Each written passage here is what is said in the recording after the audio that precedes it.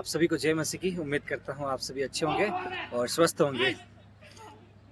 आप सभी को मैं आज एक टॉपिक पर बात करना चाहता हूँ जो कि प्रार्थना की सामर्थ्य। हम प्रार्थना से बहुत कुछ कर सकते हैं मेरे प्रियो। जैसे कि आप सभी जानते हैं कि प्रार्थना से हम बहुत कुछ कर सकते हैं। जो कुछ नहीं होता किसी से, वो प्रार्थना से हो सकता है।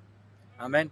जैसे कि हम सभी जानते हैं आज के दिनों में हम हर एक परिस्थिति से गुजर रहे हैं, हर एक कठिनाइयों से गुजर रहे हैं, हर एक उन चीज़ों से गुजर रहे हैं जो हमारे जीवन में, हमारे दैनिक जीवन में और हमारे परिवार में, हमारे कामकाज में, हमारी हर एक परिस्थिति में अलग अलग समस्या आती है। लेकिन हमें उस परिस्थिति से निकलने के लिए, उस समस्या से निकलने के लिए, उस मुसीबत से निकलने के लिए हमें एक ही सहारा चाहिए होता है, वो है प्रार्थना। कई बार हम दुनिया के सामने हाथ फैलाते हैं उस परिस्थिति के लिए, उस परेशानी के लिए, उस समाधान मिल जाएगा हमें, या तो फिर हम दुनिया के सामने जाकर के गिड़गिड़ाते हैं, रोते हैं, लेकिन हमें उस चीज़ का समाधान नहीं मिलता। लेकिन प्रियो, परमेश्वर का वचन हमें कहता है, याकूब 5:16 हमें इस प्रकार बताता है, धर्मी जन की प्रार्थना से बहुत कुछ हो सकता है।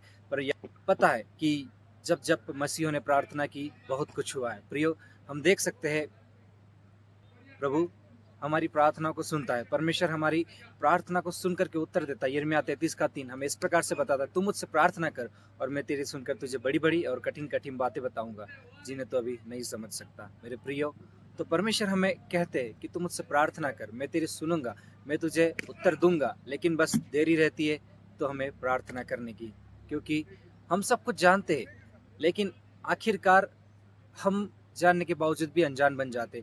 कई बार हमें जानने के बावजूद भी हम उस चीज़ से दूर हो जाते हैं।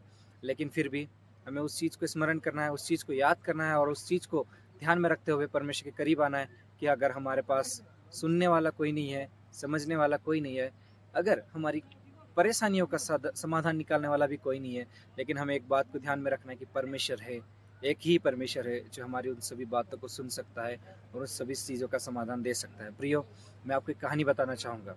एक गांव में एक किसान रहता था और उस किसान के पास ज़्यादा कुछ नहीं था। उसके पास एक ही बेटा था, उसका एक लौता बेटा था, और उसके पास इतनी ज़्यादा धन संपत्ति नहीं थी और ना ही इतना ज़्यादा उसके पास कुछ अ, दौलत या खेती थी। लेकिन क्या होता है, एक गरीब किसान था वो। एक दिन उसका बेटा बहुत बीमार पड़ जाता है और उसके पास इलाज कराने के लिए वो इतना सक्षम नहीं होता है कि वो उसका इलाज करा पाए। जो कुछ था उसने लगा दिया, लेकिन फिर भी उसका बेटा ठीक नहीं होता है। लेकिन वो अंत में अपने बेटे के बिस्तर के पास जाता है और बैठ जाता है, और बैठ करके वहाँ पर वो उसके सामने बैठ करके और प्रभु से गिड़गिड़ाता है कि प्रभु, मेरे पास तुझे देने के लिए कुछ नहीं है। तूने मुझे एक बेटा दिया है और मैं आज इसी बेटे को तेरे हाथ में सौंपता हूँ। तेरी जो इच्छा वो तू कर। तू चाहे तो इसे ले ले, तूने दिया तू लेगा। अगर तू चाहे तो तू इसे ले ले। उसकी यही प्रार्थना होती है और वो सो जाता उस रात। और जब वो सुबह उठता है तो एक डॉक्टर उस गांव से नहीं जा रहा था, वो किसी और गांव से जाने वाला था, लेकिन वो रास्ता भटक जाता है और उस गांव में गलती से आ जाता है। और उस गांव में जब वो गलती से आता है तो वो रास्ता पूछता है जहाँ उसे जाना था, वो रास्ता पूछता है, लेकिन वो गलती से उसी घर में आ पहुँचता है जहाँ वो किसान और वो बेटा था। और वो उस किसान से पूछता है कि मुझे इस गांव में जाना है, उस गांव का रास्ता कौन सा है। तो किसान बताता है कि आपको थोड़ा पीछे जा करके दूसरा रास्ता पकड़ना होगा, आप दूसरे रास्ते से आ गए।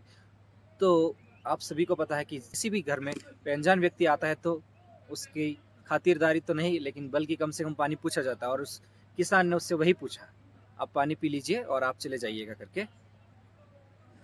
तो वो डॉक्टर जो होता है वो उस किसान के बेटे को देख लेता है, वो बिस्तर पे लेटा हुआ होता है। और उस बेटे को देख करके डॉक्टर पूछता है, इसको क्या हुआ है। उसको कहता है, डॉक्टर, मेरा बेटा बहुत बीमार है, मैं इतना सक्षम नहीं हूँ कि मैं इसका इलाज करा पाऊँ, इतने पैसे नहीं है कि मैं इसके खर्च कर पाऊँ।